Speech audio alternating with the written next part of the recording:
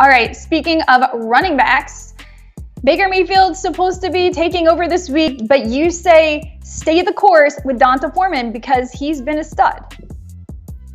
All Baker has to do is hand the ball off to him. I mean, can he mess that up? I mean, maybe he can. I'm not sure. But yeah. Foreman's been great. I mean, look at his numbers. He's had one really bad game over the last month or so. You play the Ravens. 3 running backs have beaten them for 14-plus points in 3 of their last 4 games. So you think Ravens and you think good defense, but running backs can have success against them. And speaking of a team that running backs have success against, how about the Houston Texans? I mean, every single week, there's a running back absolutely boat racing this team.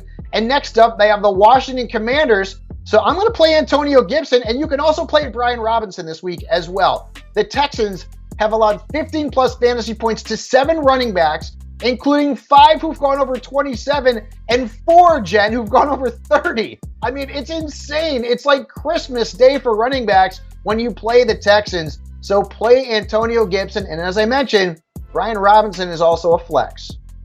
The Houston Texans are like a cheat code for player props too. Basically, every week I just go in and I'm like, okay, what's the player prop for the running back facing the Texans? I take that over and it's like, it's free money. It's just free money at SI Sportsbook. So check that out. All right, as far as who we're sitting at the running back position, Najee Harris had his best game of the season last week, but you say we can't quite trust it. I'm going with the 2 running backs I said to sit last week. One I was right about. Najee Harris scored 9 points.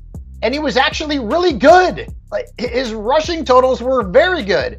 He does not get utilized as a pass catcher anymore, though. And he was a guy who caught over 70 balls last year. He's not even on pace for 50 this year. And the matchup's not great against Cincinnati. And then James Conner, hey, I was dead wrong about him last week. He had a couple of touchdowns. But when Matt Stafford wasn't playing, I think that changed the dynamic of the game. And, of course, Kyler Murray not being in there as well.